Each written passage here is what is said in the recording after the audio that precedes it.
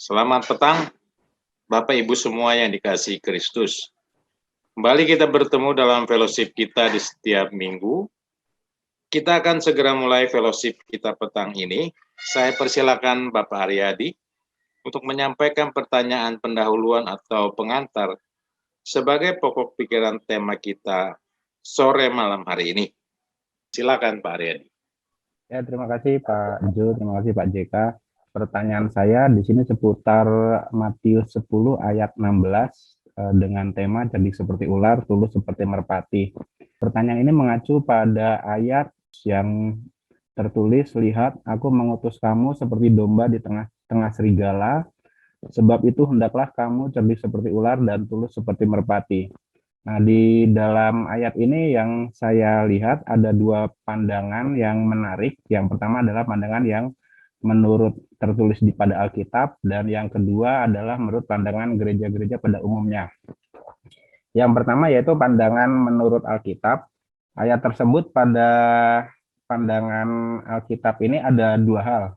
Yang pertama yaitu merefer pada perjanjian lama, yaitu di ayat ini menggambarkan seperti kisah bangsa Israel yang ditempatkan Tuhan di tanah Kanaan, di mana bangsa Kanaan itu seperti domba yang tidak berdaya yang harus menaklukkan raja-raja di tanah Kanaan, di mana pada akhirnya mereka dapat menaklukkan raja-raja di Kanaan tersebut karena bangsa Israel mengikuti apa yang Tuhan perintahkan kepada mereka. Dan yang kedua di sini adalah dalam perjanjian baru, yaitu terlihat pada kisah Yesus sendiri, di mana Yesus cerdik. Cerdik ini dalam King James Version itu dituliskan wise yaitu bijaksana. Yaitu di sini dapat dilihat dalam menjawab perihal pertanyaan pada pertanyaan-pertanyaan di kemana seharusnya membayar pajak, kepada kaisar atau kepada Allah, dan Yesus menjawab seperti pada gambar pada koin, yaitu berikanlah kepada kaisar apa yang menjadi milik kaisar, begitu pula sebaliknya. Dan Yesus juga di sini menteladankan sikap ketulusan hati, di mana tulus dalam King James Version yaitu lebih ditulis sebagai harmless, yaitu tidak menyakiti, yang diperlihatkan pada saat Yesus disalib dan berdoa kepada Bapa, Bapa ampuni mereka karena mereka tidak tahu apa yang mereka lakukan. Nah, dari kedua hal perjanjian lama dan perjanjian baru ini yang saya lihat ada satu benang merah, di mana cerdik seperti ular dan tulus seperti merpati itu adalah melakukan apa yang tersirat, maksudnya yang tersuarakan di dalam hati. Dalam arti yaitu melakukan segala sesuatu yang dikatakan oleh Roh Kudus atau diperlihatkan Tuhan atau diperlihatkan Bapa. Dalam kisah Yesus, yaitu Yesus selalu melakukan apa yang telah diperlihatkan Bapanya kepada Yesus itu sendiri. Nah, yang kedua di sini yang menarik dalam catatan saya adalah hal lain dalam sudut pandang gereja-gereja pada umumnya. Ada dua hal yang diperlihatkan, yaitu yang pertama dalam konteks harafiah, yaitu konteks penginjilan, dan yang kedua dalam konteks kehidupan sehari-hari atau kehidupan sekuler. Yang pertama dalam sudut pandang penginjilan, yaitu kamu diutus seperti domba di tengah-tengah serigala. Ada pandangan yang mendefinisikan bahwa domba atau merpati itu lemah, bodoh, tapi tulus. Dan ular itu licik dan meliuk-liuk, sehingga ular tidak akan membenturkan dirinya dengan batu atau halangan-halangan yang ada di depannya. Sehingga dalam pandangan ini kita harus smart dalam menginjili. Ini dalam pandangan-pandangan yang selama ini disuarakan pada gereja-gereja pada umumnya, yaitu kita harus smart dalam menginjili, tulus, dan jika ada halangan-halangan atau penolakan harus dihindari konflik-konflik yang akan timbul dalam penginjilan itu. Nah, yang kedua dalam sudut pandang sekuler, yang mengambil contoh kisah orang yang tulus dan bodoh yang gampang percaya pada orang lain dan akhirnya tertipu dalam bisnisnya. Sehingga kesimpulannya dalam hal ini atau hal pandangan gereja-gereja pada umumnya adalah jangan menjadi orang yang hanya tulus saja sehingga menjadi bodoh, yang mengambil pada ayat perjanjian lama, umat itu binasa karena tidak mengenal Tuhan. Dan jangan menjadi cerdik saja, karena kecerdikan tanpa ketulusan akan membawa orang pada kelicikan. Jadi di sini yang pada umumnya kita tahu bahwa cerdik seperti ular dan tulus seperti merpati itu kita harus memiliki dua-duanya, yaitu yang pertama adalah kecerdikan dan yang kedua adalah ketulusan, seperti itu.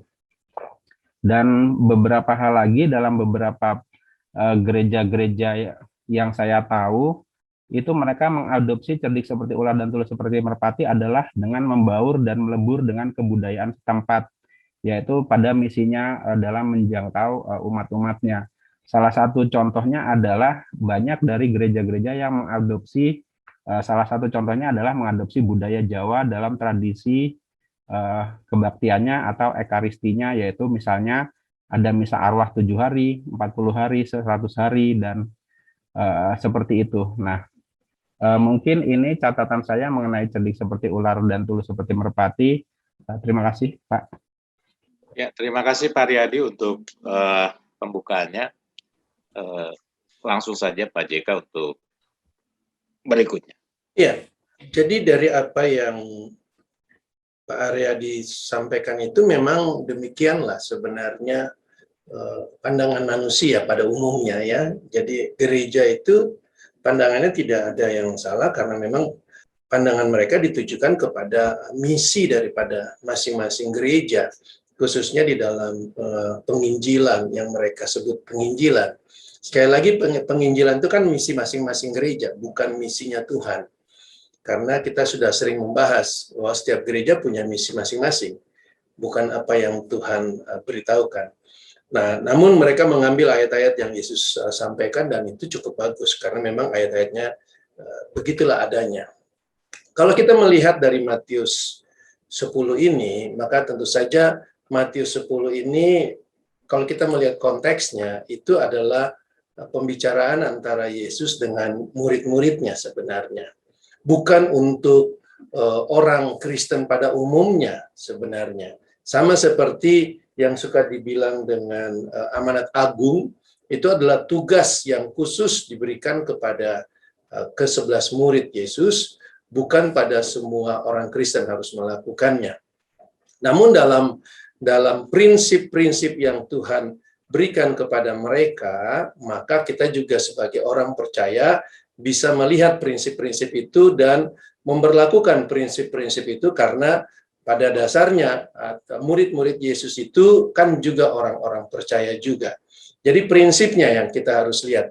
Namun sebenarnya apa yang Yesus katakan kalau kita berbicara konteks, ini adalah perkataan Yesus kepada murid-muridnya. Kalau kita lihat secara kontekstual dari ayat pertama saja sudah terlihat sekali. Ya, Matius 10 ini Yesus memanggil ke-12 muridnya. Jadi ke-12 muridnya lah yang mendapatkan message yang tadi dikatakan itu ya, ke-12 muridnya. Lalu Yesus memberi kuasa kepada mereka untuk mengusir roh-roh jahat dan untuk melenyapkan segala penyakit dan segala kelemahan. Tentu saja hal ini terjadi karena secara kontekstual sebelum mereka menerima Roh Kudus ya, sebelum Roh Kudus tinggal di dalam semua orang percaya. Ya, jadi ini adalah panggilan kepada murid-muridnya, kepada bagian daripada Kristus itu, lalu kemudian diberi tugas dan kemudian diberikan wejangan-wejangan, ya, perkataan-perkataan yang Yesus sampaikan kepada mereka. Misalnya dalam ayatnya yang ke-5, janganlah menyimpang kepada ke jalan bangsa lain dan seterusnya ya. Beritakanlah kerajaan sorga sudah dekat. Nah, ini kepada murid-muridnya. Jadi kalau kita mengambil semua ayat-ayat ini adalah berlakukan kepada kita, maka kita juga akan tetap beritakanlah kerajaan sorga sudah dekat. Walaupun kerajaan sorga itu sudah datang, kita kemana-mana bilang, oh kan Yesus sudah katakan, beritakanlah, pergilah, beritakanlah kerajaan sorga dekat. Sekali lagi secara kontekstual, ini diberikan kepada murid-muridnya dia. Ya, sembuhkanlah orang sakit, bangkitkanlah orang mati, tahirkanlah orang kusta, usirlah setan-setan. Karena inilah bagian yang mereka harus kerjakan, ya, yang harus mereka perbuat. Ya, tapi sekali lagi saya katakan, walaupun ini adalah secara kontekstual diberikan kepada murid-muridnya, namun ada prinsip-prinsipnya karena sebagai orang percaya, sebagai bagian daripada tubuh Kristus, kita juga memiliki sifat yang sama, yaitu sama-sama berada di dalam dunia. Ya, sehingga perkataan dalam ayat ke-16 ini memang dapat diterapkan kepada setiap orang yang percaya. Perkataan misalnya coba kalau kita lihat di dalam ayat yang ke-16 ini, lihat aku mengutus kamu seperti domba ke tengah-tengah serigala. Tentu saja Yesus tidak pernah mengutus kita kan. Siapa orang di antara kita yang pernah diutus Yesus? Tidak pernah. Namun karena keberadaan kita sebagai tubuh Kristus, kita tidak perlu diutus. Kita sudah berada di dalam tubuh Kristus yang ada di dalam dunia, dan tentu saja kita punya keberadaan yang ada dalam dunia ini akan sama sebagaimana ketika murid-murid itu diutus. Aku mengutus kamu seperti domba ke tengah-tengah serigala. Ini dua prinsip yang sebenarnya harus terlebih dahulu kita mengerti sebelum kita menjabarkan hal-hal yang lain. Yang pertama adalah ada perbedaan antara murid-murid Yesus atau kita sebagai tubuh Kristus dan orang-orang yang ada di sekitar kita yang tidak percaya Yesus atau yang bukan tubuh Kristus. Jadi yang pertama bahwa kita atau tubuh Kristus ini disebut dengan domba. Domba ini berbeda sekali dengan serigala. Dan sekali lagi saya katakan bahwa ada perbedaan antara domba dengan serigala. Perbedaannya di mana? Ya tentu saja dalam natur mereka. Sebagai orang yang percaya sebagai tubuh Kristus, maka kita punya natur yang berbeda dengan orang-orang yang ada di sekitar kita, yang tentu saja dalam hal ini Yesus katakan sebagai serigala. Kita disebut sebagai domba. Nah, kita tentu saja harusnya menyadari bahwa keberadaan kita itu berada di tengah-tengah ancaman, dimanapun. Apakah kita diutus oleh gereja atau tidak diutus oleh gereja, apakah kita penginjilan atau tidak penginjilan, itu bukan masalah. Jadi sifat tentang hendaklah kamu cerdik seperti ular dan tulus seperti merpati ini tidak perlu dibedakan. Kalau kita penginjilan maka kita harus cerdik seperti ular. Ya, dan tulus seperti merpati. Lalu kalau kita dalam bisnis maka kita harus cerdik seperti ular. Artinya kita tidak mengkotak-kotakan keberadaan ini. Walaupun tentu saja dalam konteks dalam Matius 10 ini sekali lagi saya katakan Yesus mengutus murid-muridnya. Tetapi keberadaan kita berbeda. Kita bukan diutus. Kita dilahirkan sebagai jenis yang juga dapat kita kategorikan dalam hal ini sebagai domba. Sebagai jenis yang baru, jenis Kristus, kita ada di dalam dunia ini. Saya tidak diutus untuk pergi menginjil. Saya adalah berita Injil itu karena saya ada di tengah-tengah serigala. Dan serigala-serigala ini akan berhadapan dengan kita. Dengan kata lain, mau diperlihatkan di sini bahwa kita sebenarnya, tanda kutipnya, selalu berada dalam ancaman. Ini yang Yesus mau katakan sebenarnya. Sebenarnya Yesus mau katakan waspada, kamu perlu berhati-hati. Ini yang mau dimaksudkan dengan ayat yang ke-16 ini. Bukan cuma soal cerdiknya yang perlu kita pikirkan. Bukan tentang tulusnya yang perlu kita pikirkan. Tetapi kita harus terlebih dahulu melihat di sini, ini berbicara naturnya dulu. Naturnya itu kamu selalu akan terancam. Ya. Ini bukan karena saya beragama Kristen sekali lagi bukan. Ya. Tetapi sebagai tubuh Kristus. Tentu saja ancamannya itu atau serigala ini bisa siapa saja. Bisa siapa saja. Ini bukan hanya orang yang beragama lain. Ini juga bisa orang Kristen. Ini juga bisa gereja-gereja. Ini bisa juga orang-orang yang tanda kutipnya penginjilan. Bisa. Ini bisa pendeta-pendeta kita sendiri. Bahkan serigala ini juga bisa orang yang serumah dengan kita. Ini keberadaan kita. Jadi kita berada di tengah-tengah serigala. Yang tentu saja sekali lagi saya katakan yang hendak mengancam. Itulah sebabnya Yesus katakan dalam ayat ke-17, waspadalah terhadap semua orang. Jadi dia bukan hanya berkata waspadalah kepada orang-orang Farisi, waspadalah kepada orang-orang Saduki, kepada murid-muridnya. Dia tidak katakan itu. Tetapi semua orang. Karena sekali lagi ini menggambarkan keberadaan murid-murid Yesus dan juga kita orang percaya itu kita berada di tengah-tengah serigala. Semua orang itu adalah orang-orang yang tidak percaya Yesus, orang-orang itu disebut dengan serigala di sini ya. Dan mereka merupakan ancaman bagi keberadaan kita. Bukan karena kita tidak baik terhadap mereka, tapi karena kita domba. Karena natur kita itulah terjadi ancaman terhadap kita. Sehingga di sini dikatakan dengan jelas Yesus katakan untuk hal itu maka kamu perlu cerdik. Tadi sudah dikatakan dengan bagus bahwa cerdik itu pintar, ya, bijaksana, lalu bisa menjawab masalah-masalah, cerdik itu bisa melihat situasi. Nah, itu bisa kita jabarkan kata cerdik itu. Di sisi yang lain, cerdik juga bisa diartikan licik. Ya. Kalau kita ambil dari kata aslinya, kita bisa katakan itu juga licik. Tetapi karena di sini ada kata tulus seperti merpati, maka tentu saja kita tidak mungkin mengartikan kata cerdik ini dengan licik. Karena licik itu tidak bertentangan dengan tulus. Gitu ya. Jadi domba di sini dia akan hendaklah kamu cerdik, dalam arti ini bisa melihat situasi, bisa berpikir dengan baik, ya, pintar dan bisa menjawab masalah-masalah, itu cerdik. Ya, hendaklah kamu cerdik dan tulus seperti merpati. Nah, saya harus katakan satu hal di sini. Walaupun Yesus katakan hendaklah kamu cerdik, tetapi perlu diperhatikan bahwa ini bukan sesuatu kecerdikan yang kita pelajari dari dunia. Ini bukan kecerdikan solusi-solusi dari dunia. Ini adalah sifat yang sudah dimiliki oleh domba itu sendiri. Kenapa? Karena sekali lagi saya katakan ini berbicara natur. Jadi sang domba ini punya kepintaran, punya membaca situasinya, tetapi bukan menurut dunia.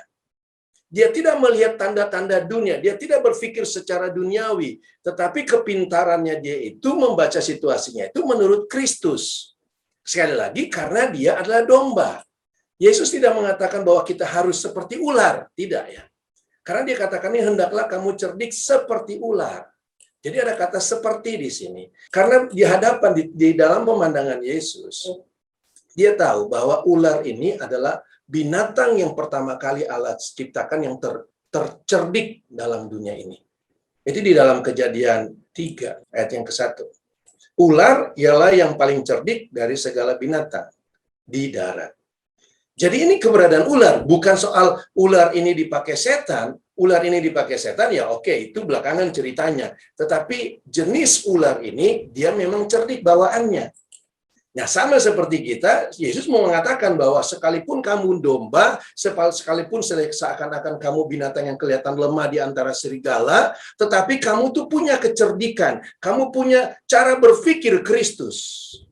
Sekali lagi saya harus katakan, kecerdikan ini kecerdikan Kristus, bukan kecerdikan agama, bukan kecerdikan gereja, bukan kepintaran-kepintaran duniawi yang kita bangun, yang kita coba olah supaya bagaimana nama Yesus bisa dikenal. Bukan itu. Jadi kalau tadi Pak Aryadi singgung bagaimana gereja-gereja berusaha untuk hidup aman dalam dunia, menyesuaikan dirinya dengan budaya-budaya lokal, ya itu strategi penginjilan, silakan saja. Tapi apa itu yang disebut dengan kecerdikan? Bukan itu. Karena itu adalah usaha-usaha manusia dalam menjangkau orang-orang di sekitarnya. Bahkan sebenarnya kalau kita mau melihat, disitulah mereka menjual Kristus. Karena mereka tidak melihat Kristus, karena yang mereka beritakan bukan Kristus. Karena yang mereka beritakan agama mereka. Karena yang mereka beritakan ajaran mereka. Demi supaya ajaran mereka ini bisa diterima oleh suku sana, maka dia harus beradaptasi dengan suku itu, dengan budaya di situ. Bahkan dia mengadopsi suku-suku itu punya peringatan, lalu diisilah Kristus di dalamnya. Itu percampuran sebenarnya. Itu bukan cerdik, itu bodoh. Kalau dalam sudut Kristus. Karena dalam Kristus tidak ada percampuran. Jadi kecerdikan kita itu harus berdasarkan, kecerdikan itu harus punya fondasi, pikiran Kristus fondasinya, bukan pikiran dunia. Ya, bagaimana supaya bisa diterima, bukan pikiran dunia.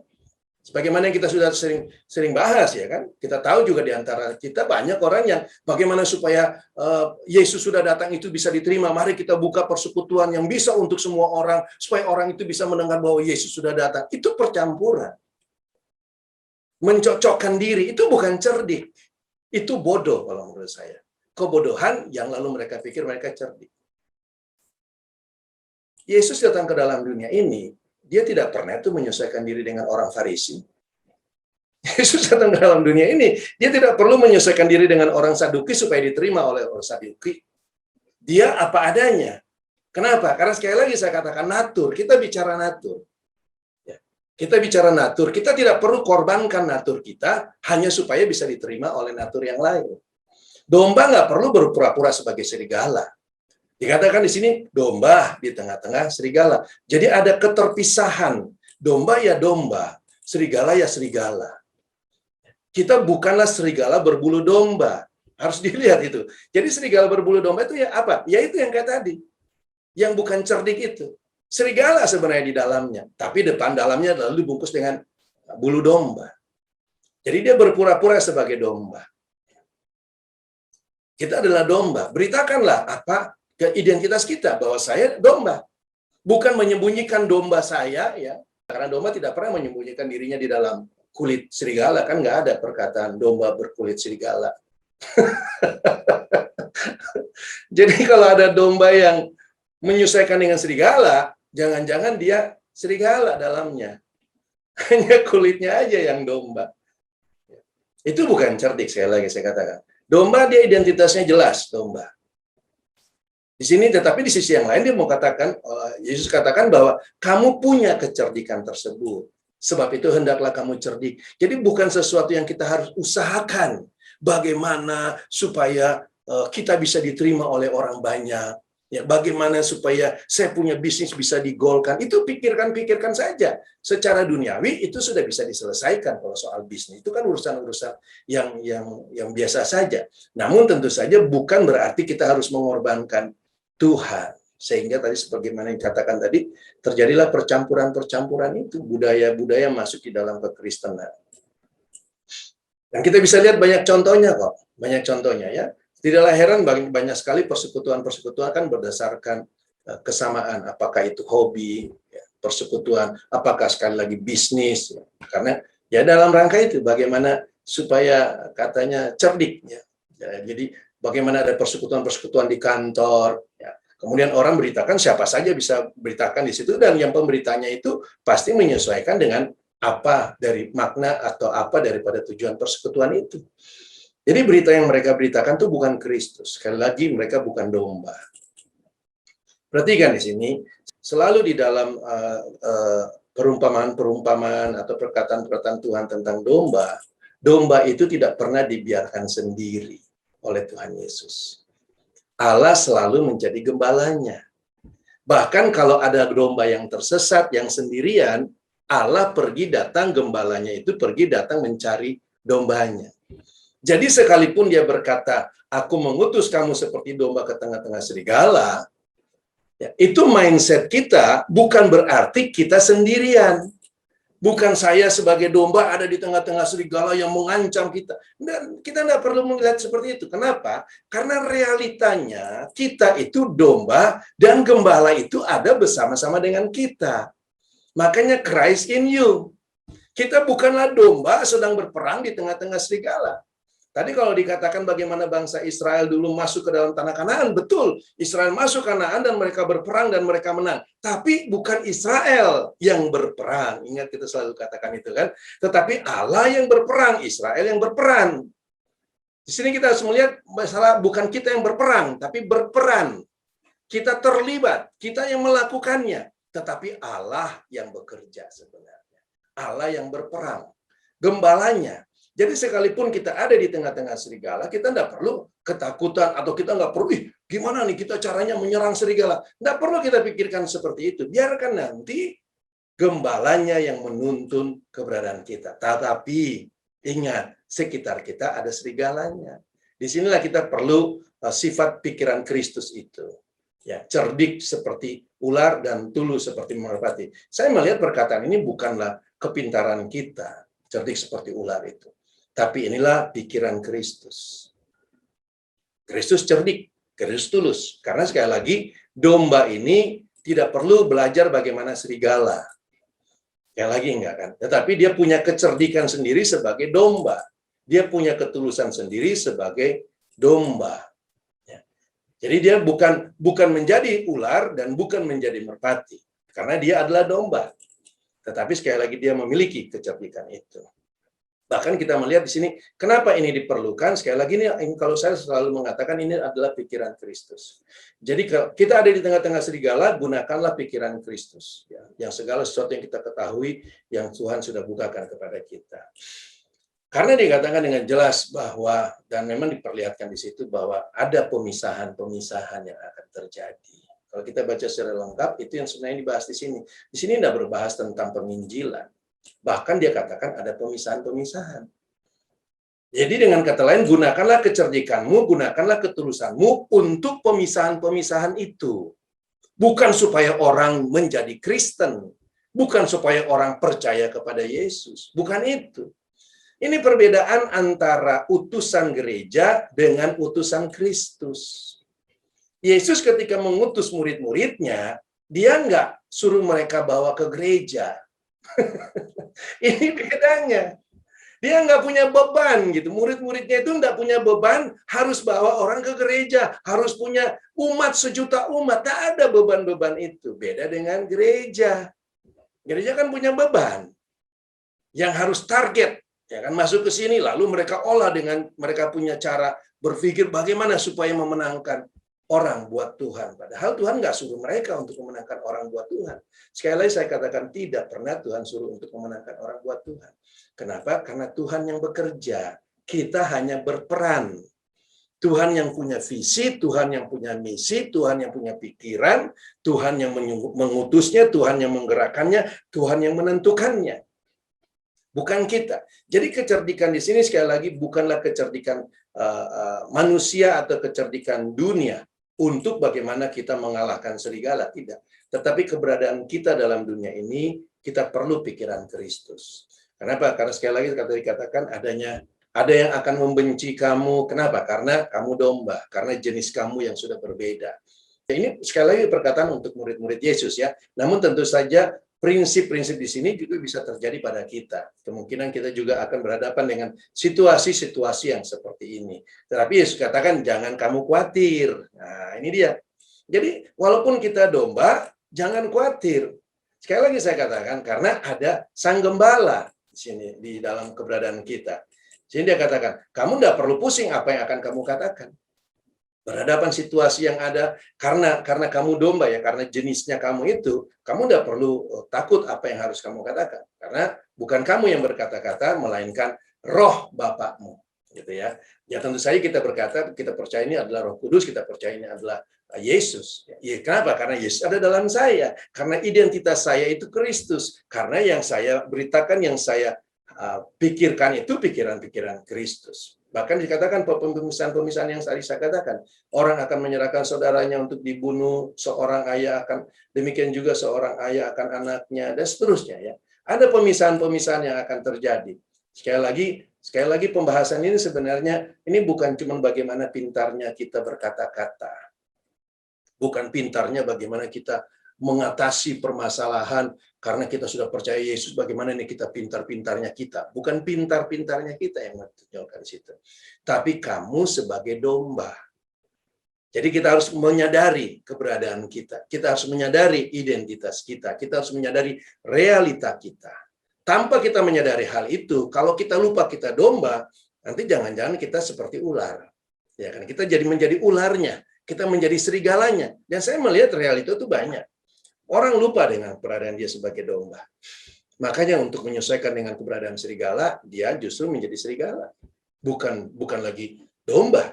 Bukan dia di tengah-tengah serigala memperlihatkan ini loh saya punya identitas. Tetapi apa yang terjadi? Dia menyembunyikan identitas dia dan membiarkan serigala-serigala itu berkerumun dan bercerita tentang diri mereka. Dan dia berpikir bahwa, oh ya kan saya sudah beritakan saya domba. Enggak dong. Kamu kan sedang memperlihatkan bahwa kamu serigala justru. Bukan kamu beritakan kamu domba. Kalau kamu beritakan kamu domba, kamu akan berhadapan dengan serigala. Ini message-nya.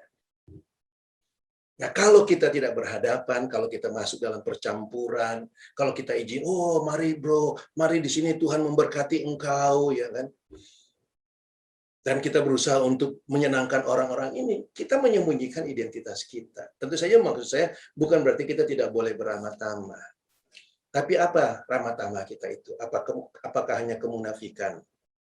Ataukah ketulusan? Ini jadi masalah. Tulus itu tidak munafik. Tulus itu tidak menyembunyikan identitas. Itu tulus. Tulus itu apa adanya. Jadi sifat-sifat seperti ini harusnya ada pada kita bukan karena kita mau kelihatan tulus atau kita kelihatan cerdik, tapi kita memang tulus dan kita juga memang cerdik. Hendaklah sifat-sifat ini yang sudah ada pada kita karena natur kita Itu yang kita munculkan. Itu sebenarnya perkataan Yesus tadi. Dia ingin meyakinkan murid-muridnya bahwa mereka memiliki itu. Karena di masa mereka itu, sekalipun mereka belum diberikan Roh Kudus, kan Yesus bersama dengan mereka. Dan bagi kita yang sekarang, Yesus pun juga bersama-sama dengan kita. Jadi kita tidak perlu takut dengan situasi yang ada, tidak perlu menyembunyikan identitas kita, tetapi justru kita harus memperlihatkan. Ya, maksud saya begini, sekalipun nanti misalnya di dalam dunia bisnis, kan kita tetap identitas kita domba. Dan dunia bisnis itu banyak kita berhadapan dengan serigala. Jadi ini bukan domba dan serigala itu bukan hanya di dalam dunia agama, bukan di dalam dunia memberitakan Injil, bukan. Tetapi keberadaan kita dalam dunia ini memang domba. Jadi kita akan berhadapan dengan dunia bisnis, ya identitas kita terbuka. Kalau memang orang mau tanya, ya kita bukakan ya. Kalau orang nggak tanya, ya sudah, nggak apa-apa. Tetapi sekali lagi, sifat cerdik itu harus ada pada kita dan juga tulus itu di tengah-tengah serigala. Saya rasa itu dulu Pak Jo, kita diskusikan lebih jauh lagi. Baik, mungkin Pak Riyadi masih ada yang mau dielaborate lagi. Saya persilakan Pak. Baik, terima kasih Pak JK. Saya surprise dengan sudut pandang yang Pak JK paparkan, yaitu di sini lebih menekankan pada domba ya Pak ya. Domba itu natur. Jadi walaupun memang domba itu dalam pandangan dunia itu lemah, tidak bisa apa-apa dan bisanya hanya nurut, tapi di sini yang dilihat adalah kecerdasan domba itu yang dilihat dari sudut pandang Tuhan. Artinya begini, kalau saya bisa ambil ambil pendekatan seperti yang Paulus sampaikan, yaitu bahwa hidupku bukan aku lagi tapi Yesus di dalamku. Artinya kalau melihat dari natur domba ini, domba tidak punya keinginan. Yang ada kalau saya lihat itu domba itu hanya bisa disuruh-suruh dan hanya bisa taat kepada sang gembala, seperti itu ya Pak. Dan ini juga domba itu kalau menurut saya yang saya tangkap itu adalah simbol dari kematian natur serigala kita. Mungkin itu Pak catatan saya. Terima kasih Pak. Oke. Ya. Terima kasih Pak Riyadi untuk pokok pikirannya ya. Saya mau bacakan dari Pak Mesa dulu. Dalam agama, ketika keadaan hidup saya berubah menjadi pergumulan, saya menggerutu pada Tuhan atas diri saya. Karena mindset lama saya yakin, seperti teman-teman Ayub, bahwa siapapun yang berbuat baik di dunia layak mendapatkan kehidupan yang nyaman. Dalam Injil, ketika keadaan dalam hidup saya berubah menjadi tidak nyaman dan ketakutan seperti domba di tengah-tengah serigala, saya bergumul tapi saya memahami, bahkan bisa menjawab persoalan-persoalan di sekitar saya seperti domba berada di tengah-tengah serigala itu. Bahwa semua hukuman dan pergumulan pada saya telah ditanggung oleh Yesus, dan kalau sekarang sudah terjadi, maka sementara Yesus mengizinkan pergumulan ini melanda saya untuk pelatihan saya, sedangkan Kristuslah yang akan menjalankan kasih Bapaknya di dalam percobaan saya. Demikian yang disampaikan Pak Mesa.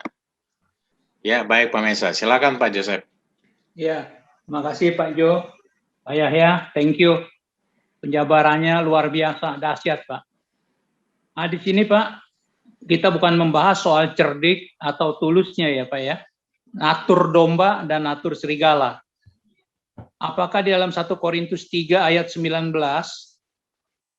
cerdik itu adalah cerdik dari hikmat Tuhan, bukan hikmat manusia atau hikmat dunia. Kira-kira begitu Pak. Dan tulus, ketulusan Tuhan, bukan ketulusan manusia atau ketulusan dunia Pak. Mohon penerangannya Pak. Tuhan berkati Pak Yahya. Makasih.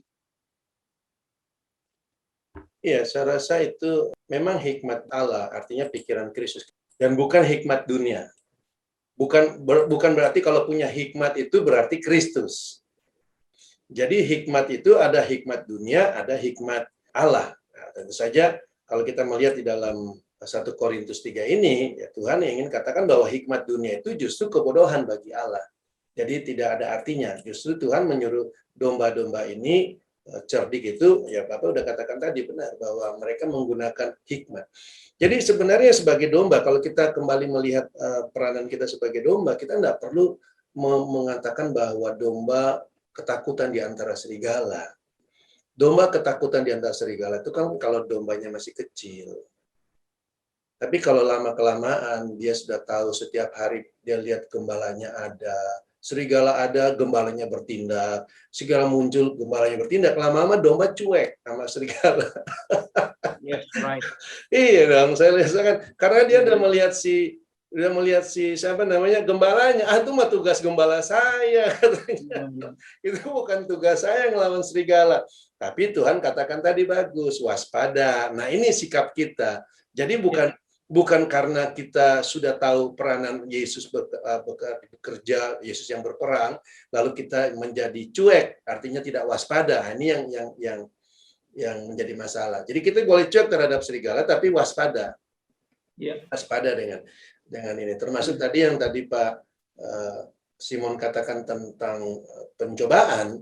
Nah, tentu saja dalam hal ini pencobaan ini tidak lagi ada bagi kita tidak lagi terkait karena ketakutan terhadap serigala. Ya. Tetapi pencobaan ini harus kita hadapi sebagai domba. Nah, ini peranannya. Dan tadi bagus Pak Yosef, saya rasa sudah benar mengatakan bahwa itu adalah hikmat Allah. Jadi kecerdikannya bagus Pak. Kecerdikannya adalah hikmat Allah, betul. Iya. Sayangnya kan selama ini kan kita dengar di gereja seakan-akan kita menggunakan kecerdikan. Kecerdikan kita nggak pernah berpikir kecerdikan itu hikmat Allah kan Pak. Kita berpikir kecerdikan itu kecerdikan manusia. Bagaimana caranya pendekatan ke orang sana, lalu kita perlu dengan cara cerdiknya kita. Ya. Gitu ya. Nah, tentu saja bagi kita dalam Kristus tidak lagi seperti itu. Pemikirannya bukan seperti itu, tapi lebih kepada pikiran Kristus yang ada pada kita. Oke. Iya. Thank you, Pak. Iya, Pak. Iya, Pak. Thank you, Pak Yahya. Pak Jo, makasih lanjut. Oke. Baik, Pak Joseph. Ya, silakan Pak Saragi. Terima kasih, Pak Jo. Cerdik seperti ular dan tulus seperti merpati. Kalau organisasi gereja menerjemahkan ini dalam hal penginjilan kepada umatnya. Nah, pertanyaan saya Pak, kalau kita sudah menjadi orang percaya Kristus, dalam hal apa kita sebagai orang percaya memahami, mengadopsi Matius 10:16 tersebut dalam kehidupan keseharian kita? Apakah kita menunggu apa yang dibukakan Allah bagi kita atau bagaimana, Pak? Terima kasih, Pak. Ya, kalau natur itu kan kita nggak perlu menunggu. Natur itu kan cuma perlu terlatih. Sama seperti kita bilang anak-anak kecil kan, anak kecil kalau mau naik sepeda ya dia naik sepeda, tetapi kan dia perlu dilatih dulu. Dari latihan itu dia terbiasa, akhirnya dia jago naik sepeda. Dia kan nggak nunggu bapaknya taruh dia di sepeda, dia nggak nunggu kapan dia bisa naik sepeda, dia nggak nunggu kapan dia bisa balapan sepeda, dia berlatih. Nah ini sebenarnya, bagi kita yang sudah dalam Kristus, justru ungkapan Yesus itu bagus sekali, bahwa kita memiliki kapasitas itu. Karena kapasitas itu kan pikiran Kristus. Cuma sekali lagi kita perlu melatihnya. Melatihnya dalam perjalanan kita tentu saja dalam dunia ini. Dari situlah kita punya pikiran-pikiran Kristus itu terlatih dan kita dewasa di dalam berpikir. Dan pasti tentu saja tanda kutipnya kecerdikan itu ada. Sama seperti Yesus lah. Yesus juga kan, dia kan bertumbuh dari kecil.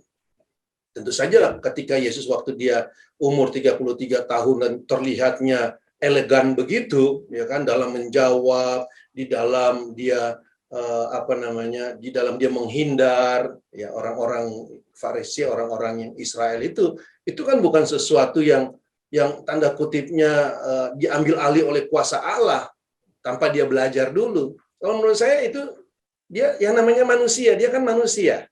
Sejak dari kecil dia belajar, tapi belajarnya sudah pikiran Kristus gitu loh Pak. Sejak dari kecil itu dia sudah pikiran Kristus yang dia pakai untuk bertindak di tengah-tengah serigala itu. Sehingga pada saat dia tampil umur 30, sekali lagi, dia tampil umur 33 tahun itu kan bukan turun dari sorga langsung jadi manusia dan bertindak luar biasa. Enggak, itu kan dirinya manusia. Tetapi maksud saya melihat elegannya Yesus dalam menjawab, dalam menghindari segala persoalan-persoalan yang ada itu menurut saya sesuatu yang juga dia terlatih. Kalau dia nggak terlatih, dia pasti gagal dalam menjalankan misinya. Sama dengan contoh yang kita lihat bagaimana Musa kan. Musa kan dia harus ditaruh dulu di Mesir kan, harus ada satu tanda kutipnya latihan yang dia alami, cara dia berpikir, cara dia melihat, ya kan, dia melihat orang Mesir, dia melihat orang Israel, lalu cara dia menggembalakan. Itu semua kan ada satu proses latihan yang dia lewati, sampai bagaimana sekarang dari menggembalakan domba dia harus menggembalakan jutaan orang Israel. Kalau menurut saya itu perjalanan. Tapi tentu saja perjalanan itu kan sesuatu yang harus kita sadari bahwa kita lah yang harus dilatih itu, Pak. Kita lah dalam kehidupan kita, pikiran Kristus itu harus kita kembangkan. Kalau enggak ya kita akan sama seperti orang Kristen yang lain-lain, hanya berdoa, Tuhan tolong, ada masalah Tuhan tolong. Kita nggak terlatih waktu ada masalah, hadapi masalahnya.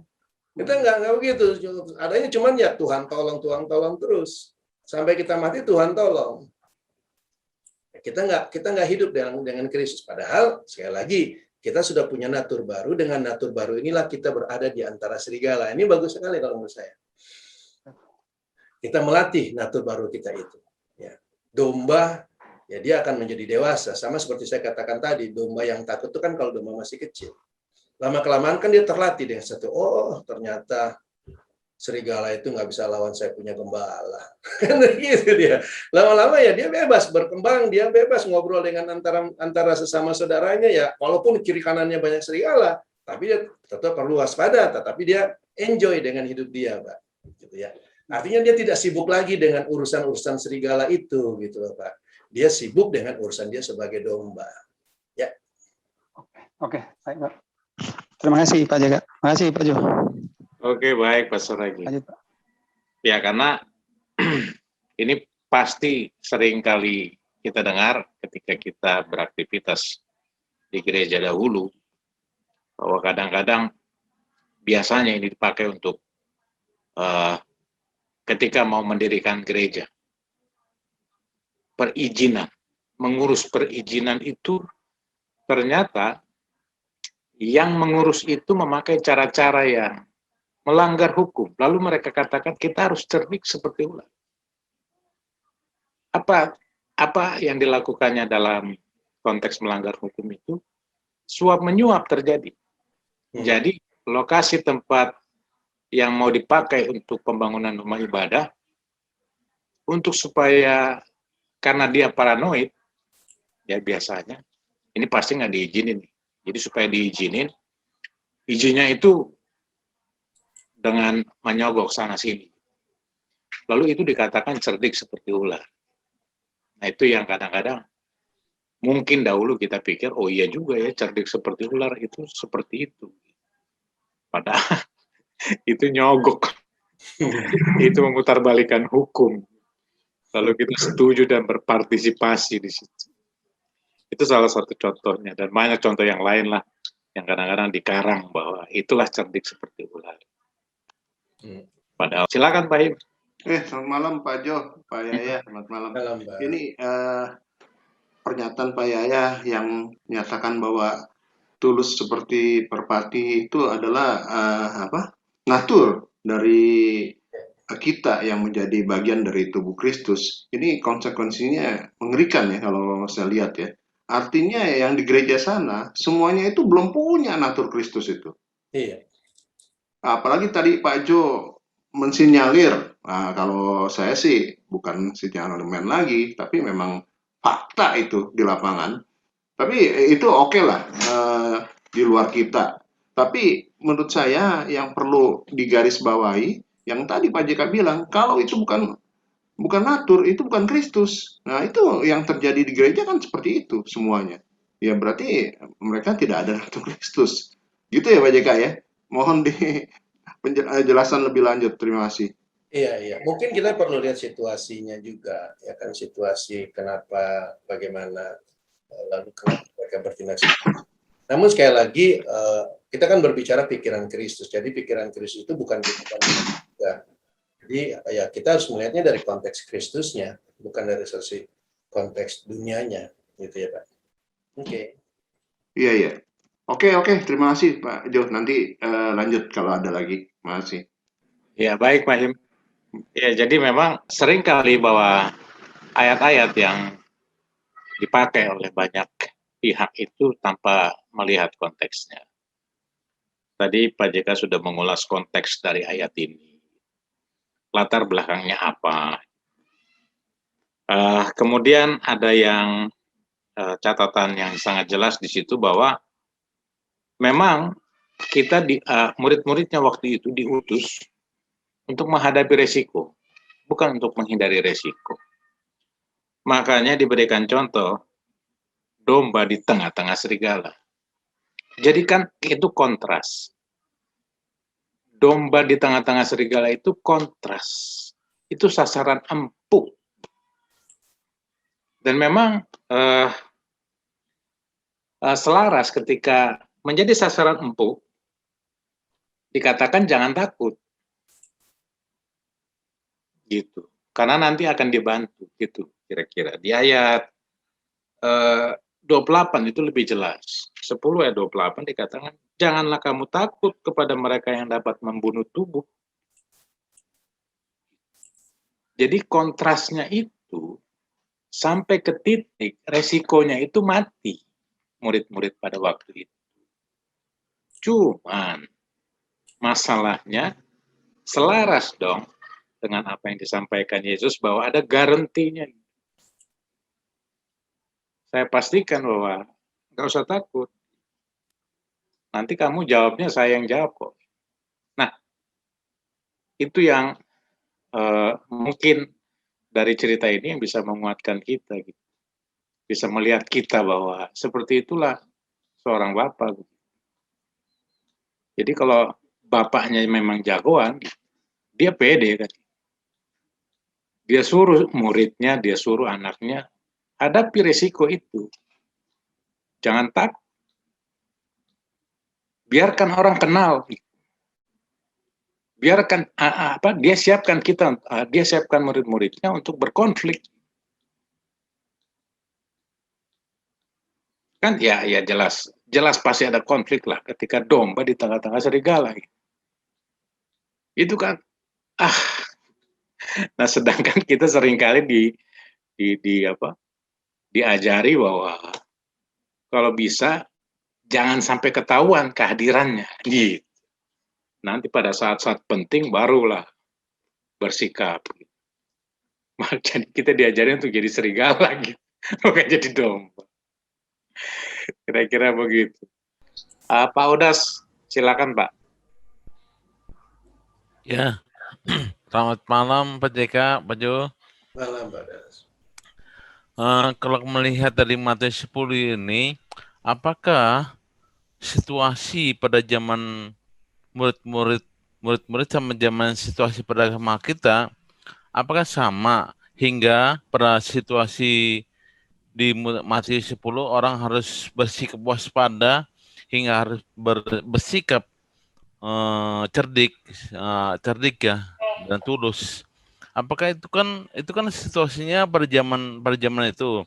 Kalau zaman kita pasti beda Pak ya. Tapi kita harus kelihatannya di ayat 17 tetap kita harus waspada gitu Pak ya. Nah, waspada ini seperti yang dikatakan Pak JK tadi adalah punya pikiran Kristus. Jadi naturnya kita kan sudah beda. Jadi kita berarti harus memakai natur yang ada sekarang yang real Kristus.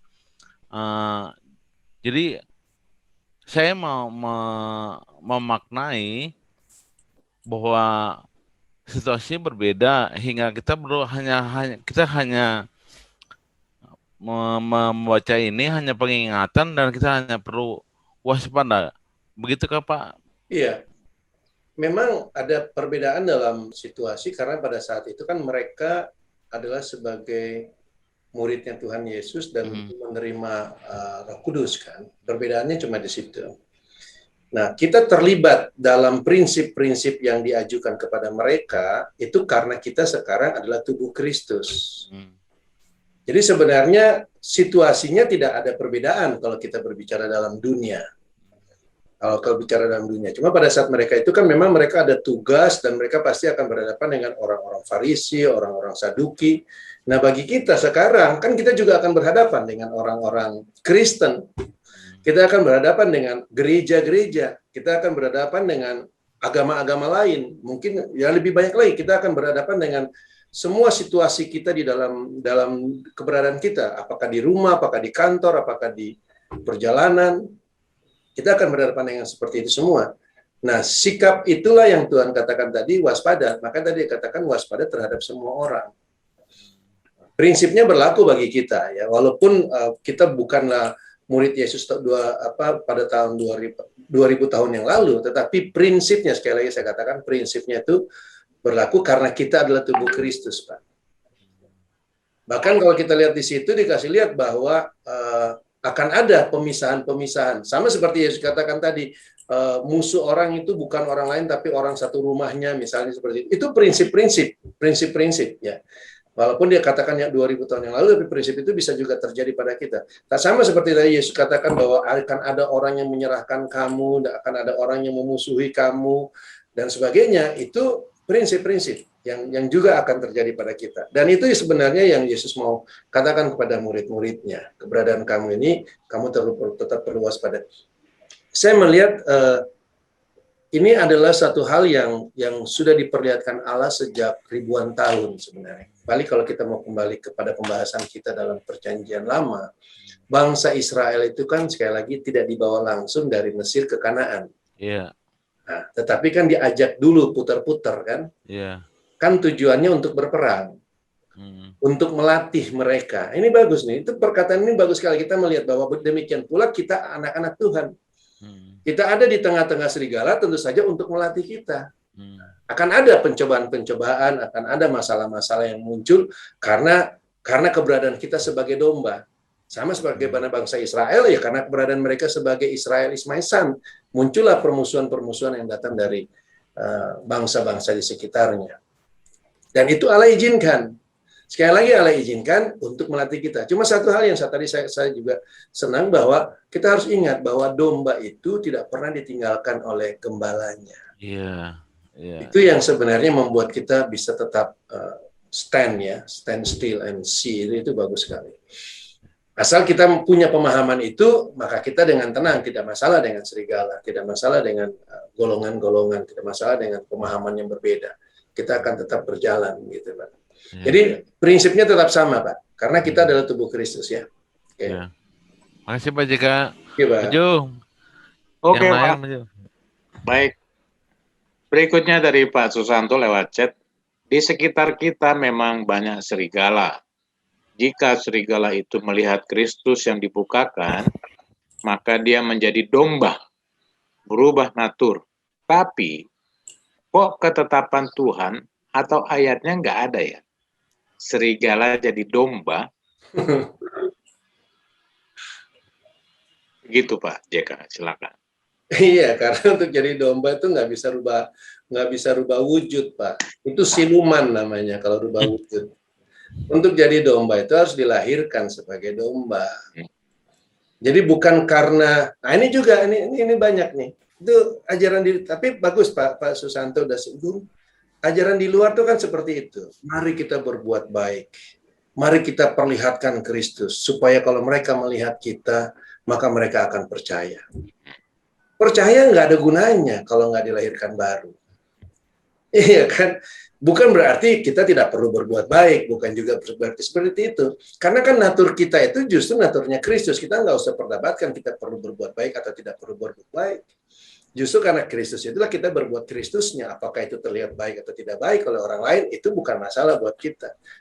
Tetapi karena pemikiran yang kayak tadi itu, supaya orang, bagaimana supaya nanti serigala bisa menjadi domba. Kan begitu, Pak.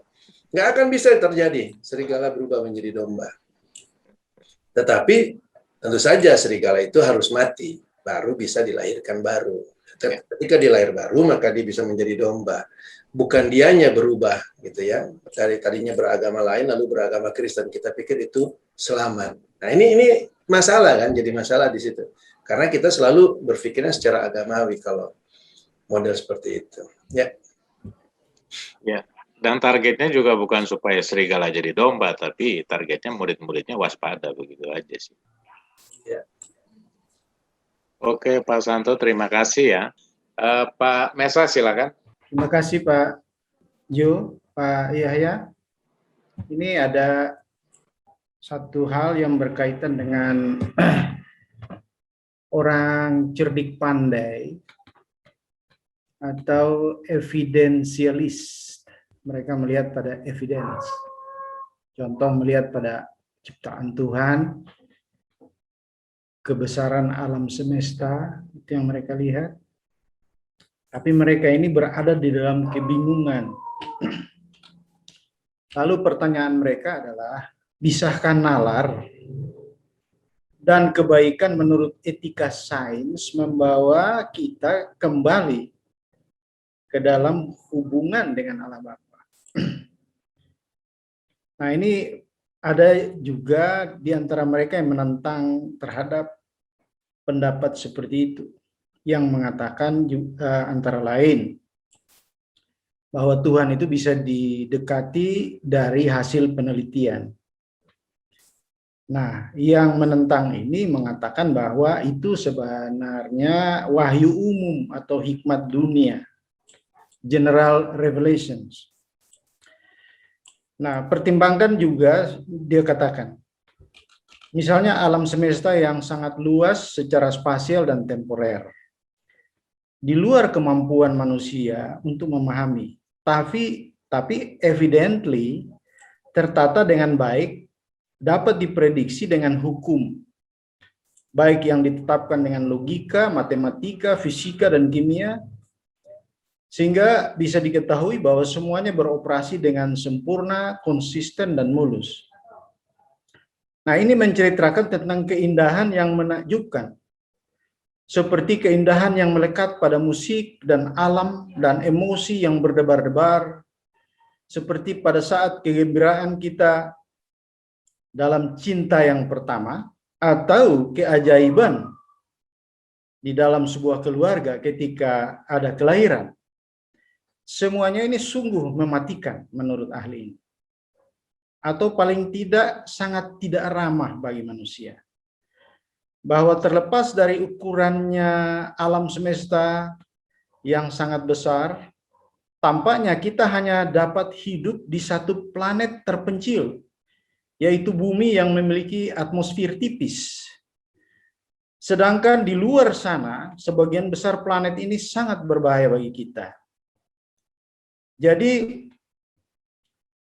kita bisa lihat bahwa kemampuan bernalar ini akhirnya membawa kita kepada beberapa generalisasi, yaitu bahwa Tuhan pasti sangat kuat dan cerdas. Dia pasti artistik dan cinta pada ketertiban. Dia memiliki kasih yang besar. Tapi pertanyaannya, apakah dia kasar karena mematikan tadi? Tidak tahu, tidak ada yang bisa menjawab. Berarti para evidence ini, cerdik pandai ini berada dalam kebingungan. Mengapa ciptaan ini sangat berbahaya? Dan yang terpenting lagi, apa yang akan terjadi selanjutnya? Akal tidak bisa membawa kita ke jawaban apapun di sini. Berarti dengan akal kita melihat Tuhan dari aspek yang sangat sempit, tetapi tidak secara keseluruhan. Nah, banyak ahli berpendapat seperti ini. Persoalannya ketika para evidensialis atau cerdik pandai ini bingung, mereka lari ke penelitian dan ilmu pengetahuan dan hikmat-hikmat dunia dalam rangka untuk mencapai pencipta. Bagaimana kita sebagai tubuh Kristus masuk di tengah-tengah kekelaman, kebingungan para evidensialis ini? Apakah ada satu pertanyaan menurut Pak Eka yang tertulis di Alkitab untuk kita pakai untuk membuat mereka sedikit terperanjat? Terima kasih Pak Eka.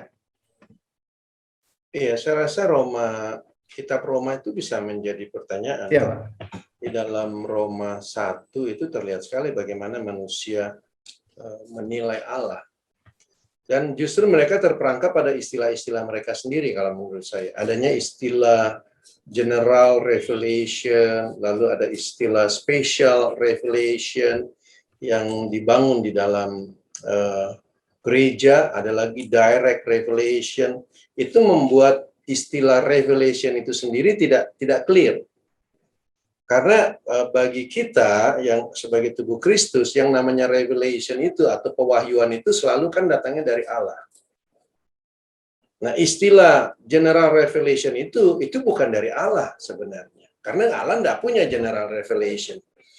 Tetapi general revelation itu adalah pemahaman orang tentang Allah, lalu yang dia lihat dari segala apa yang sudah Allah ciptakan. Jadi itu pola pikir manusia sebenarnya. Jadi itu bukan revelation, Pak. Nah, sekarang bagaimana manusia bisa mengenal Allah? Kan tidak mungkin bisa. Makanya kan Allah memperkenalkan dirinya. Pertanyaannya mereka manusia mau tidak menerima Allah. Ini kan yang terjadi pada bangsa Israel.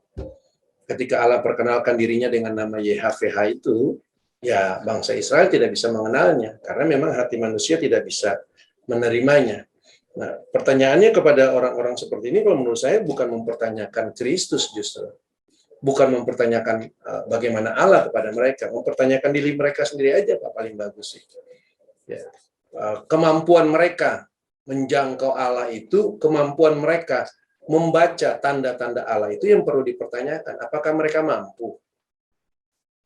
Sekali lagi, pasti mereka akan bilang iya. Tapi kan Alkitab memperlihatkan kepada kita bahwa orang-orang yang bisa melihat tanda-tanda Allah itu adalah orang-orang yang sudah keluar dari pintu rumah itu, Pak.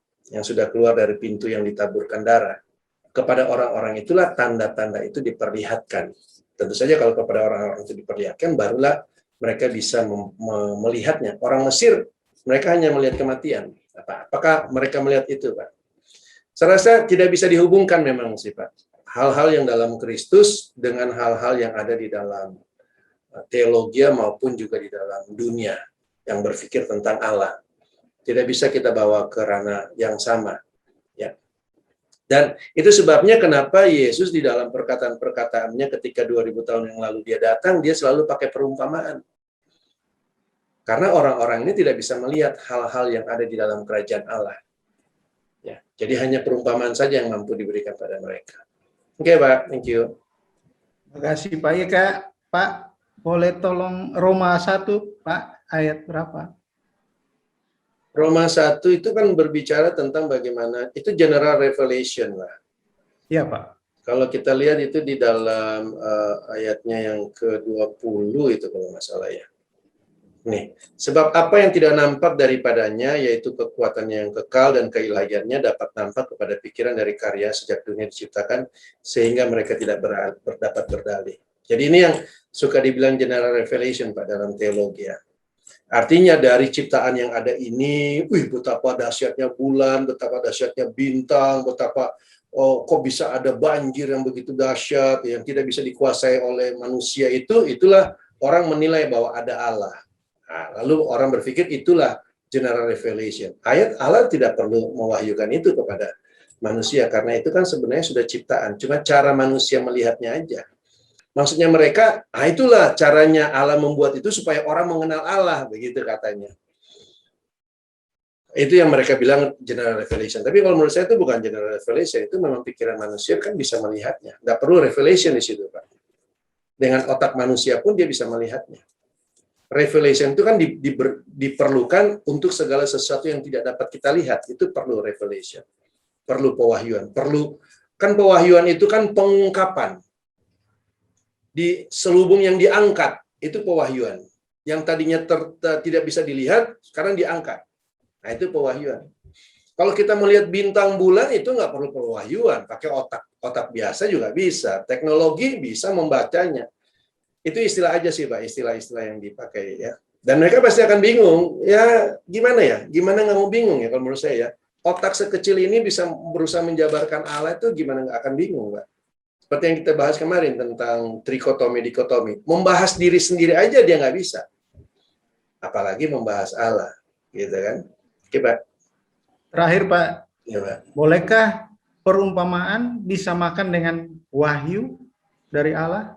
Wahyu itu pengungkapan. Ya. Revelation itu pengungkapan. Perumpamaan kan belum diungkapkan. Oh iya. Perumpamaan kan hanya sebuah kisah. Nah, ketika perumpamaan itu diungkapkan, itu wahyu. Wahyu. Ya, Terima jadi kasih, ketika kita membaca Alkitab itu kan tulisan. Tapi ketika yang kita baca tulisan-tulisan itu diungkapkan, diwahyukan, ya, jadi itu pewahyuan gitu yang kita dapat. Oke, Terima Pak. kasih Pak Eka. Oke, Pak. Terima kasih Pak Jo. Oke, sama-sama pemirsa. Ya, silakan Pak Tony. Iya, tadi simak juga yang pertanyaannya Pak Mesas. Bagaimana menjawab orang cerdik yang mempertanyakan atau ingin menemukan Allah. Sebenarnya kalau dikaitkan dengan apa sudah diwakilkan oleh Om Niko, Pak JK ya nggak? Om Niko kan cendekiawan yang sudah menguasai seluruh semua hukum, Farisi, ahli Taurat. Yesus cuma tawarkan satu cara saja, lahir baru. Iya. Kalau nggak lahir baru nggak bisa lihat kerajaannya, nggak bisa melihat keberadaan pribadi yang ajaib itu. Nah kembali yang topik hari ini. Tapi sorry Pak Tani. Tapi Ya. orang-orang cerdik pandai itu akan sama dengan Pak Niko juga. Kok lahir baru? Masa saya harus masuk lagi ke dalam perut ibu saya? Kan akan begitu. Iya. Kan akan begitu. Karena dia nggak ngerti itu yang Tuhan katakan gitu kan. Mentok lagi gitu. Mentok lagi. Mau kasih solusi gimana pun tetap mentok karena dia bukannya nyari, ingin tahu doang, bukan cari kebenaran. Iya, menarik Pak apa yang Pak ya Jaka buka hari ini. Tapi itu kan satu perumpamaan saja, salah satu lah istilahnya peringatan Tuhan saja bahwa kita orang pilihan atau orang yang sudah menjadi ciptaan baru harus cerdik dan tulus. Tapi kan ada sisi lain lagi yang harus kita julukan atas kita adalah jadilah terang, ya kan? Karena kalau kita hidup dalam terang, tentu musuh kita kegelapan itu akan Tuhan usir juga, akan kita kalahkan juga, ya kan? Jadi menurut pendapat saya jangan hanya lihat satu sisi, kita harus cerdik. Sedangkan kan di sisi lain harus tulus. Nah, tulus ini kan yang sering kita anggap bakal gampang dikadalin orang, gampang dimanfaat orang gitu kan. Tapi jangan lupa kita di sisi lain ada terang Kristus. Nah, ketika kita hidup dalam terang, yang rancangan yang jahat itu kan si jahat itu mewakili kegelapan, ya kan? Kegelapan itu juga disebut jahat, si jahat itu si gelap, si penipu, si pendusta, ya kan? Itu julukan lawan kita semua. Tapi selama kita ada dalam sang terang, kita berada dalam sang kebenaran. Nah, yang palsu akan lenyap, akan hancur sendiri. Jadi seperti yang Pak JK katakan benar juga, lama-lama kita akan cuek dengan serigala, karena kita nggak hanya di sisi domba saja, kita juga ada sisi terang, kita ada sisi juga kemuliaan Tuhan akan lingkupin kita. Kita sudah ada dalam kemuliaan Tuhan, yang nggak mulia tentu akan lenyap gitu ya kan. Jadi saya nangkapnya jangan lihat dari satu sisi, tapi ada sisi lain yang sudah ada dalam Kristus itu. Jadi itulah disebut kita lebih dari pemenang itu karena kita sudah ada dalam diri si pemenang. Ya, jadi easy going, enjoy saja, jalankan hidup kita asal kesadaran kita tinggi bahwa kita ada dalam pribadi yang luar biasa, ada dalam pribadi sang gembala itu, sang pribadi sang terang itu, kita ada dalam pribadi sang hikmat itu sendiri yang penuh kemuliaan. Jadi saya rasa harus dikaitkan dengan sisi lain gitu, jadi supaya kita nggak kecil hati tapi tetap berkemenangan dalam setiap aspek harusnya. Iya, betul Pak. Thank you Pak Jagat. Baik. Oke, Bapak Ibu, silakan jika ada yang punya angle yang lain mengenai cerdik dan tulus ini. Silakan kita elaborasi. Silakan Bu Ise. Iya, Pak Yahya, saya tuh lagi pikir tadi, kenapa kok Tuhan Yesus ambil kata ular di sini? Cerdik seperti ular, tulus seperti merpati. Saya kok lihat di terjemahan King James, itu kata cerdik itu sebenarnya asalnya dari wise gitu, kalau King James. Wise itu kan bijaksana gitu ya. Beda banget dengan kata cerdik. Karena kata cerdik itu kan ada konotasinya kan, tadi Pak Yahya bilang bisa juga artinya ada negatif, cerdik. Nah, apakah ular yang Tuhan pakai perumpamaan sini seperti ular pada waktu Kejadian 3 itu ayat 1, bahwa Tuhan memakai ular menggoda Hawa gitu. Nah, kalau saya tadi mencoba lihat, saya agak penasaran aja dengan Tuhan kenapa pakai ular gitu ya, kok cerdik. Jadi saya sehingga kan di luar sana suka mengartikan harus cerdik kamu seperti ular, sehingga penginjilan kemana-mana ataupun mau pelayanan seperti saya dulu di gereja tuh memakai kata ini, cerdik seperti ular, tulus seperti merpati. Jadi saya coba lihat terus ini Tuhan kenapa memakai kata cerdik. Saya coba lihat tuh ular yang dimaksud itu, saya coba tadi lihat di bahasa Greek-nya gitu Pak, bahwa ular yang di Kejadian 1, Kejadian 3 sama yang di sini tuh beda gitu kata-kata itunya, bahasa aslinya. Jadi saya mencoba lihat di ular ini cerdik, ternyata tuh di situ kan wise. Saya juga pikir-pikir karena dulu ular dipakai untuk menggoda Adam sehingga konotasi ular itu sangat jelek gitu di pemandangan orang-orang. Padahal kok ada wise, berarti ular ini sebenarnya baik gitu ya. Bagus gitu karena dipakai contoh, cuman karena waktu di Taman Eden dipakai oleh setan jadi contoh yang nggak bagus gitu. Tapi di Matius 10 ayat 16 ini saya lihat dia di situ diterangkan bahwa dia punya kata asli itu adalah wise di situ. Jadi ada semacam gitu katanya dia. Jadi saya lihat bukan ular seperti yang dipakai dalam Kejadian 3 ayat 1, tetapi ular di sini menceritakan sifatnya dia yang wise dari ketajaman melihat sesuatu gitu, menilai sesuatu. Jadi ya mungkin bukan cerdik gitu ya, Pak Yahya. Iya, kata cerdik tetap cerdik. Soal wise itu kan tergantung siapa yang wise-nya, siapa yang cerdiknya. Setan juga cerdik, bisa aja. Ya kan, kenapa dia nggak ngomong? Kenapa dia suruh ular yang ngomong? Karena ular yang ada di taman itu. Ya kan, kenapa dia pakai ular untuk berbicara? Dan ular adalah binatang yang paling cerdik. Tadi kan di dalam Kejadian 3 kan jelas tertulis di situ. Pada saat itu binatang yang ada di darat yang paling cerdik itu ular. Sehingga waktu ular berbicara kepada Adam dan Hawa, dia cerdik, dia tahu cara masuknya. Dia tahu kepintaran dia itu, kecerdikan dia itu dia pergunakan untuk bisa mengarahkan si Hawa itu ya kepada apa yang ingin disampaikan. Jadi kalaupun King James mengartikan kata wise, bukan berarti wise itu, dunia ini kan banyak orang pintar juga, Bu. Banyak orang wise juga kan. Tapi kan dunia, gitu ya. Nah, jadi kata-kata itu sendiri netral. Kata itu sendiri tidak harus berarti baik. Jadi wise itu tidak harus berarti baik. Karena baik atau tidak baik itu kan tergantung sumbernya. Kalau sumbernya tidak baik, maka wise-nya untuk yang tidak baik.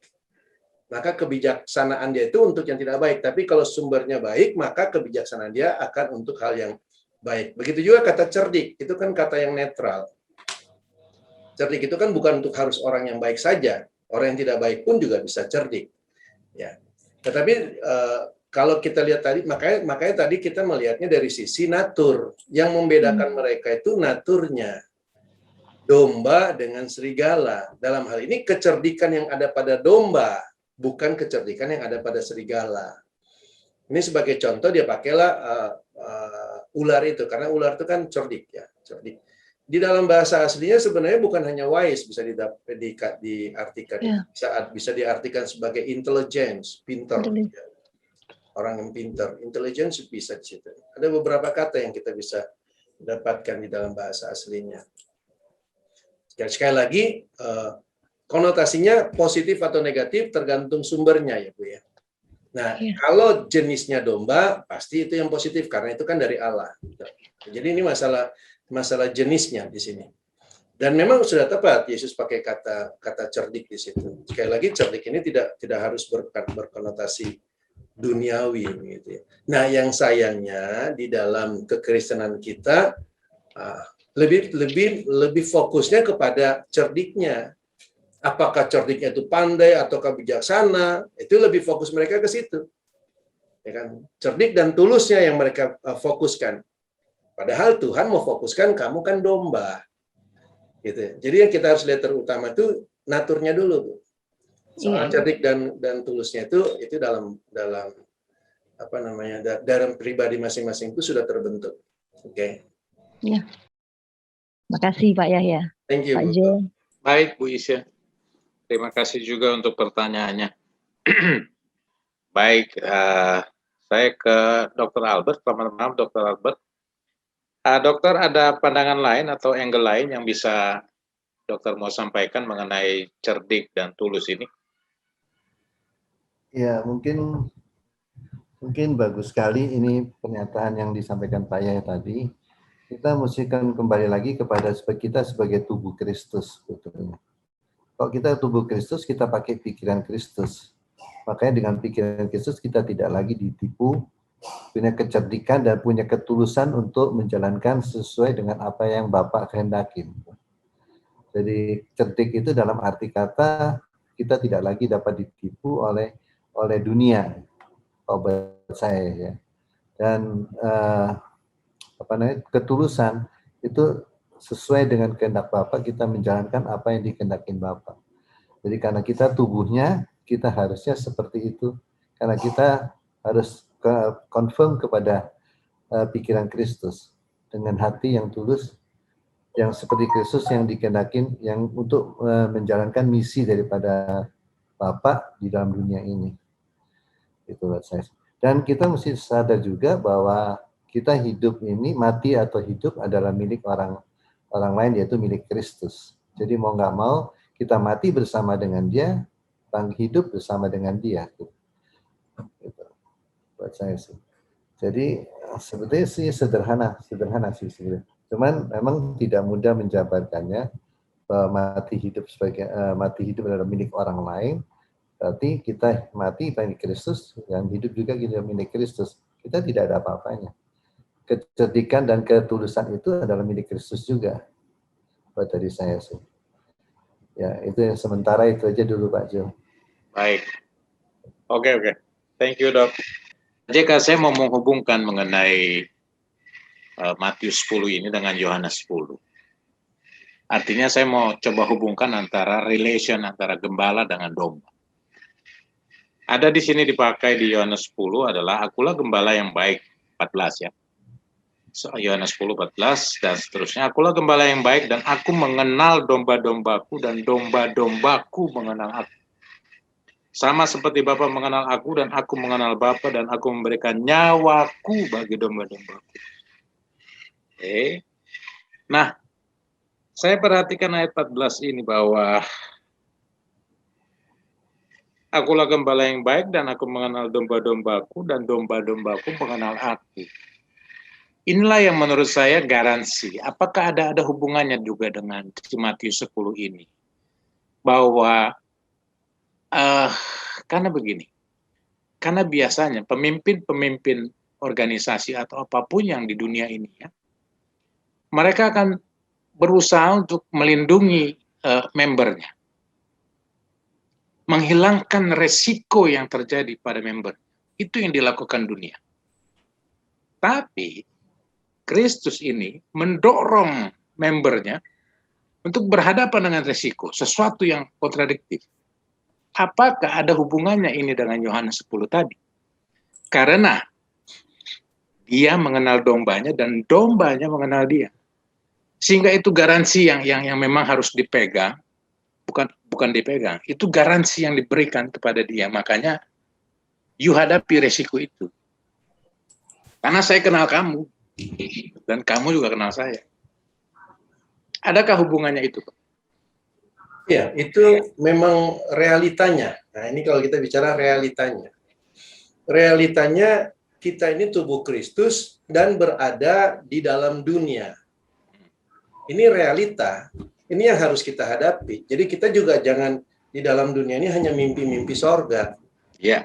Ya kan, di dalam masalahnya kan kebanyakan kita sudah ditawarkan sorga itu begini-begini. Jadi kita ini cuma mimpi hidupnya, bukan realita. Ya. Justru Tuhan kasih tahu kepada murid-muridnya dan bagi kita yang orang percaya, itulah realitanya. Kamu domba dan kamu ada di tengah-tengah kumpulan serigala. Kita memang dalam sorga, dalam Kristus ya. Tetapi sekali lagi kita ini masih ditempatkan di dalam dunia. Keberadaan kita yang dalam Kristus itu ditaruh di dalam dunia ini, dalam tubuh ini yang harus berhadapan dengan serigala. Dan itu sekali lagi saya katakan, kita tuh harus bangun. Jadi jangan tidur aja, jangan mimpi lagi melihat seakan-akan dalam Kristus itu hanya berkat-berkat pemeliharaan Tuhan. Dan sebagaimana yang saya katakan tadi, bahwa itu pula yang dikasih lihat dalam gambarannya bangsa Israel kan. Ya.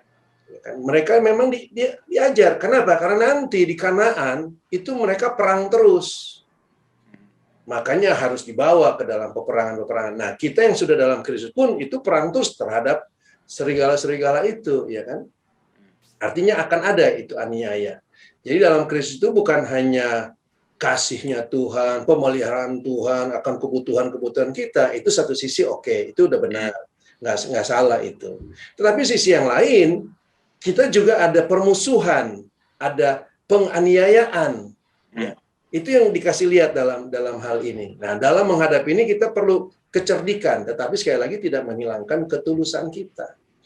Ketulusannya itu kalau menurut saya message yang diberikannya. Kalau kita mau lihat prinsip-prinsipnya itu. Bahkan di dalam Matius 10 itu dikatakan bahwa Yesus sendiri bukan datang membawa damai, tetapi membawa pedang. Dan kalau tadi kita kaitkan dengan gembala yang baik, kan tadi sudah dikatakan bahwa kalaupun kamu diperhadapkan dengan situasi seperti itu, kamu jangan takut, ya kan? Jangan takut karena roh Bapamu ada padamu yang akan membuat kamu berbicara dan sebagainya. Jadi bekal-bekal seperti itu yang harusnya juga menjadi bekalnya kita, sehingga kita tidak terlihat kita memang bukan orang yang kebetulan bagi kita semua sudah paham bahwa Kristus ada dalam kita. Itu menjadi sesuatu kekuatan yang lebih dahsyat daripada masih berpikir Kristus jauh di sana. Ya kan, begitu datang masalah, wah berdoa kepada Tuhan yang ada di sana. Bagi kita ketika masalah datang, kita sudah tahu ada Kristus dalam saya. Tinggal kita hadapi masalah itu dengan pikiran Kristus. Harusnya seperti itu. Dan kalau tadi yang Pak Jo ambil itu udah benar. Gembala itu kenal domba-dombanya. Tetapi tekanannya jauh lebih bagus lagi di situ, bukan cuma gembala mengenal domba-dombanya, tapi domba-dombanya pun mengenal aku. Itu bagus itu. Artinya pengenalan akan gembala kita itu penting sekali. Dan tentu saja pengenalan akan gembala itu kan bisa terjadi kalau kita hidup bersama gembala itu kan, Pak. Ya. Berjalan gitu lah. Berjalan. Kita akan lihat bukan cuman kita akan lihat keberadaan kita yang tanda kutipnya takut atau nggak takut itu, bukan itu yang kita akan lihat, tapi kita akan melihat bagaimana tindakan gembalanya. Nah, pada saat kita melihat tindakan gembala, ini harusnya terjadi pada kita. Kebanyakan orang kan lebih melihat kepada apa yang menimpa dianya gitu, ya kan? Wah Tuhan tolong gitu, udah puji Tuhan, haleluya. Jadi yang dia lihat dirinya, saya sudah bebas. Dia nggak ngelihat waktu Tuhan tolong tuh bagaimana. Nah, justru yang harus kita lihat tuh ketika tangan Tuhan yang bergerak, kita bisa melihat betapa luar biasanya Tuhan saya ya. Sehingga waktu masuk lagi ke dalam permasalahan yang mirip-mirip atau yang sama, kita sudah punya pengalaman sebelumnya kan. Ya. Itu sebenarnya kalau menurut saya perkataan tentang domba dan gembala, di mana gembala itu selalu ada. Supaya domba-dombanya mengenal dia juga. Jadi bukan hanya Tuhan tahu kamu domba, tapi kita juga tahu dia gembala. Oke, Pak. Thank you. Ya. Jadi memang hubungan kenal-kenalan domba dengan gembala, gembala dengan domba ini akan menghasilkan seorang kualitas domba yang bagus gitu kira-kira. Sehingga dia akan cerdik. Dia akan tulus juga karena memang mereka saling mengenal begitu. Jadi saling mempengaruhi. Dan juga ada di Yohanes 10 ini ayat 15-nya juga yang menjadi penting adalah aku memberikan nyawaku bagi domba-dombaku. Jadi bukan hanya saling mengenal, Oh iya. Satu titik, ini leadernya itu kasih Dombanya nyawanya. dombanya kan tubuhnya. Iya. Ya pasti kan, kepala memprotek tubuhnya kan.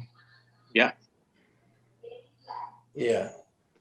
Kalau pemahaman kita memang melihat kepada tubuh Kristus dan kita menyadari hal itu, maka itu perjalanan kita akan legowo istilahnya. Iya. Oke. Baik, silakan Pak JK, sekalian kita tutup dengan konklusinya. Iya, saya melihat cerdik dan tulus ini punya hubungan sekali lagi dengan natur kita. Sehingga kegagalan kita melihat natur kita, memahami natur kita sebagai ciptaan yang baru, itu justru akan membawa kita kepada kebinasaan. Kita sudah sering sekali membahas mengenai hal ini, termasuk juga terhadap cerdik dan tulus ini. Kita tidak perlu mencari hikmat dari dunia untuk bisa tulus.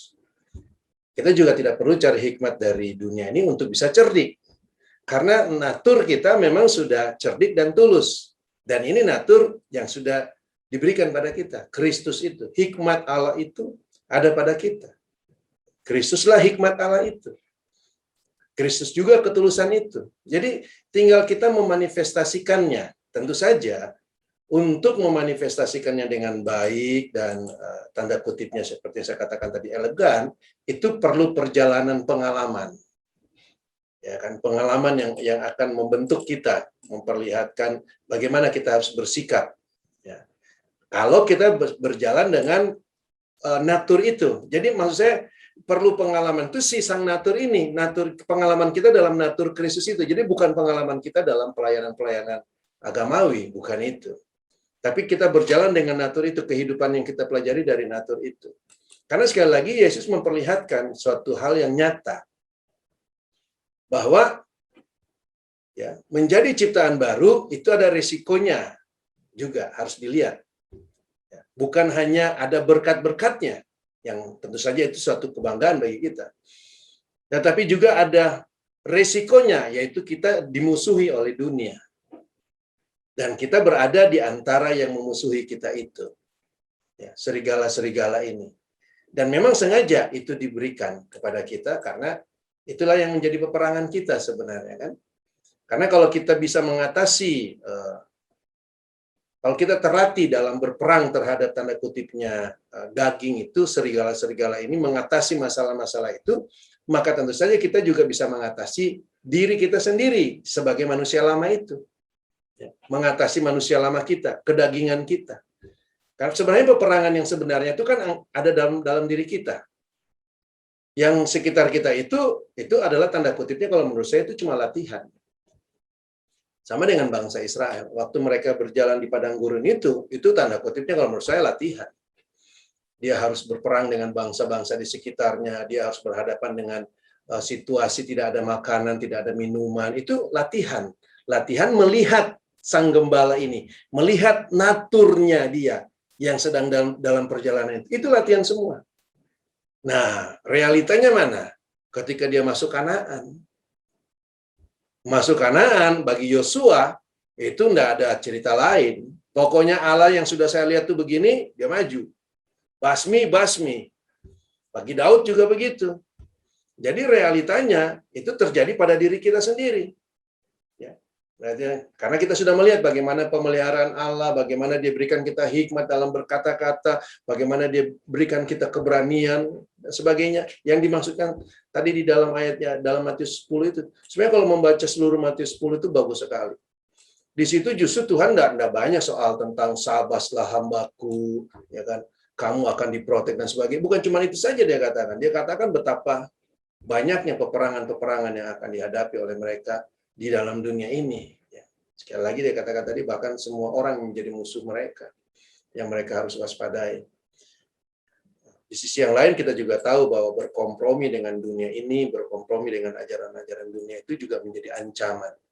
Ancaman yang sebenarnya salah satunya ya ancaman bagi kita. Ya. Jadi bukan dia akan menyakiti daging kita, sekali lagi musuh dan aniaya terhadap natur kita sebagai tubuh Kristus. Ya. Saya rasa itu aja Pak Jo pada malam ini semuanya.